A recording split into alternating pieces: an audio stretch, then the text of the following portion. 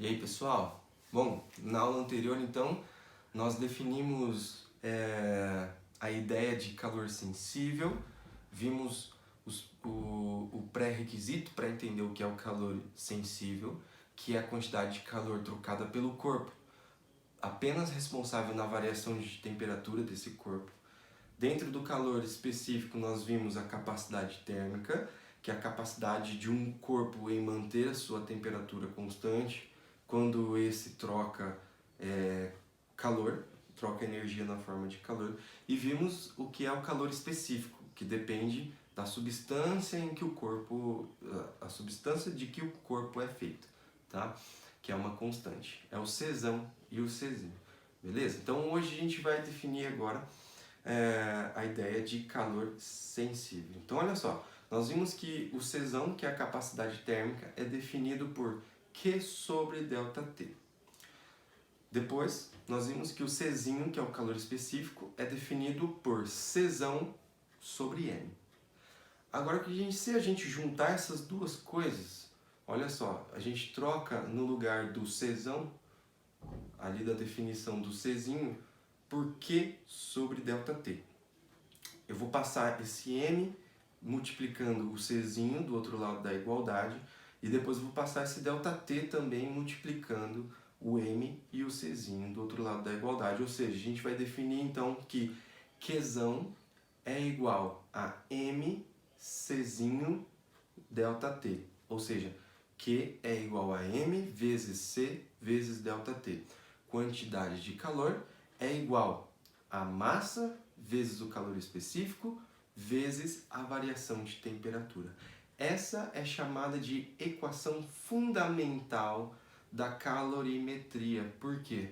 É a partir dela que a gente consegue então calcular, ou seja, a gente consegue mensurar, a gente consegue dar valor para energia trocada por um corpo na forma de calor. Sensacional isso aqui, nossa, chega a arrepiar isso mesmo. É muito da hora. Ou seja, Q é igual a mc∆t. Muitas das vezes a gente utiliza o que macete. Que macete? Utiliza qual equação? Que macete? Que macete é Q igual a mc∆t. Tá? Essa é a principal equação dentro do estudo da calorimetria. Se a gente for olhar para essa equação, massa, se eu mantenho o meu corpo íntegro, a massa não vai variar. Se o meu corpo ele é íntegro, nem o tipo de substância vai variar. Então o Czinho também não vai variar. A única coisa que varia, olha só, é o ΔT. Então ela é como se fosse aquela equação horária da posição de S em função de T. Aqui nós temos um Q em função de T, ou seja, a quantidade de calor em função da temperatura. Eu dou energia para o meu objeto na forma de calor, esse objeto absorve essa energia e aí ele varia a temperatura. Se eu retiro a energia desse objeto, a temperatura também vai variar. Muito sensacional, né?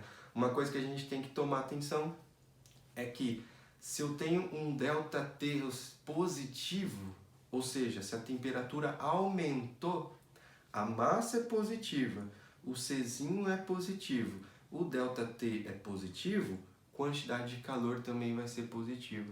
Então, uma quantidade de calor positiva significa que o objeto ele recebeu energia na forma de calor e ele aumentou a sua temperatura, né?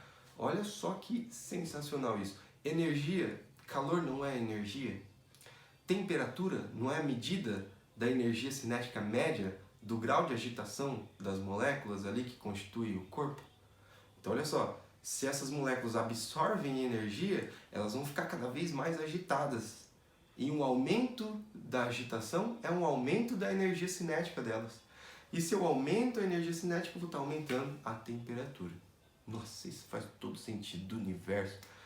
O contrário também é válido, ou seja, massa positivo, calor específico sempre positivo. Essas duas grandezas são sempre positivas. Se eu tenho uma variação de temperatura negativa, ou seja, se o ΔT é menor que zero, a temperatura diminuiu, significa então que o Q também é negativo. Ou seja, o que significa isso? Que negativo significa que eu retirei energia na forma de calor do meu objeto. Consequentemente, se eu retirei energia do corpo, eu estou retirando energia das moléculas, estou retirando energia dos átomos. E se eu estou retirando energia deles, eu estou retirando também a energia cinética deles. Ou seja, eles vão vibrando cada vez menos. Ou seja, o grau de agitação deles vai diminuindo. E se o grau de agitação diminui, a medida de temperatura também vai diminuir. Nossa Senhora! Então, o Q positivo representa pra gente que o corpo recebeu calor. Temperatura aumentou. Q negativo significa que o corpo perdeu, ou seja, ele cedeu energia na forma de calor. E a temperatura dele, então, diminui. Certo? Logo mais vem exercícios sobre capacidade térmica, sobre calor específico e sobre a equação fundamental da calorimetria. Beleza? Próxima aula é sobre o calor latente.